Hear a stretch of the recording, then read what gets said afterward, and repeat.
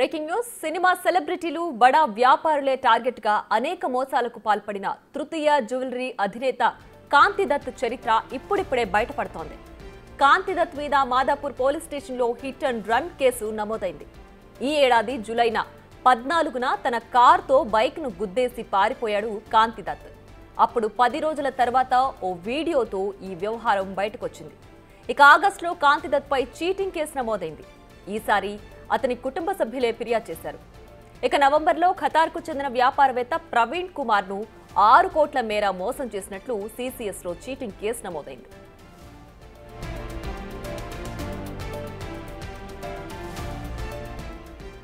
కాంతి దత్ను మోసం చేసిన వారి లిస్టులో టాలీవుడ్ నుంచి బాలీవుడ్ దాకా బాధితులున్నారు. అందమైన హీరోయిన్లను సైతం మాయమాటలు చెప్పి నిండా ముంచేశాడు. తృతీయ జ్యువెలరీ అధినేత కాంతి దత్పై జూబ్లీహిల్స్ పోలీస్ స్టేషన్లో కేసు నమోదైంది. కాంతి దత్కు 14 రోజుల రిమాండ్ విధించింది కోర్టు. హీరోయిన్లు సమంత, కీర్తి సురేష్, పరిణితి చోప్రా, మహిళా వ్యాపారవేత్త శ్రీజారెడ్డి, డిజైనర్ శిల్పారెడ్డి అతని బాధితుల జాబితాలో ఉన్నారు.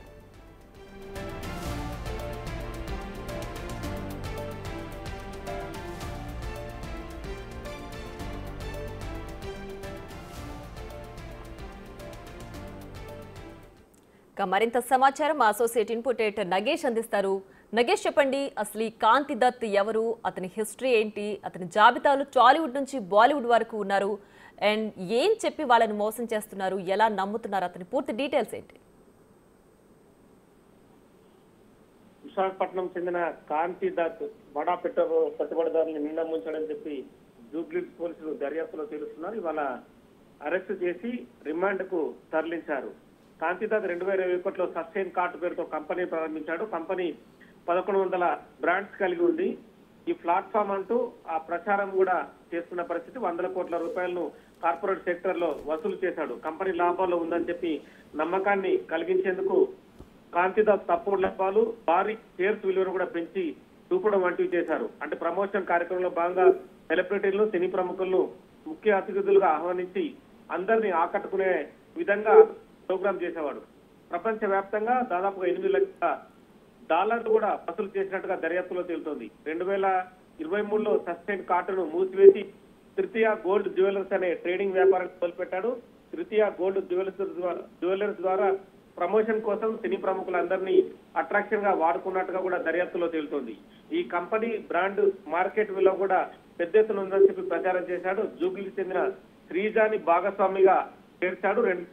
2.5 కోట్ల పెట్టుబడి పెట్టి ఆమెకు డైరెక్ట్ పదవిని కూడా అప్పచెప్పాడు. అంటే కంపెనీ లావాదేవీలపై శ్రీజ ప్రశ్నించడంతో ఆమె సంతకాన్ని కూడా ఫోర్జరీ చేసి ఆమె రాజీనామా చేసిందని ఆమెను ఆ కంపెనీ నుంచి తప్పించాడు. తదుపరి మిగతా సినిమా హీరోయిన్లు కూడా ఇలాగే Tollywood hero Keerthy Suresh sustain card ద్వారా కూడా ఆమెను కూడా ఇందులో చేర్చాడు. ఆమెను కూడా ఒక బ్రాండ్ అంబాసిడర్ గా చూపించారు.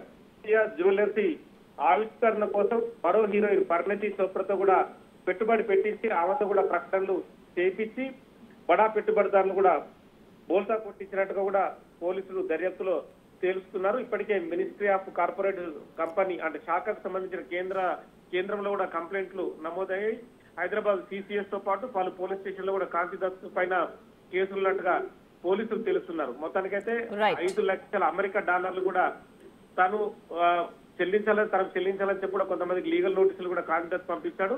కానీ ఇంకా లోతుగా దర్యాప్తు జరిపే అవకాశం కనిపిస్తుంది. కాంతి దత్ సంబంధించి రేపు కస్టడీ పిటిషన్ దాఖలు చేసి కస్టడీ పిటిషన్ ద్వారా ఇంకా ఎంతమంది బాధితులు ఉన్నారనేది కూడా గుర్తించే పనిలో ఉన్నారు జూబ్లీహిల్స్ పోలీసులు. Right Nagesh, thanks for the updates.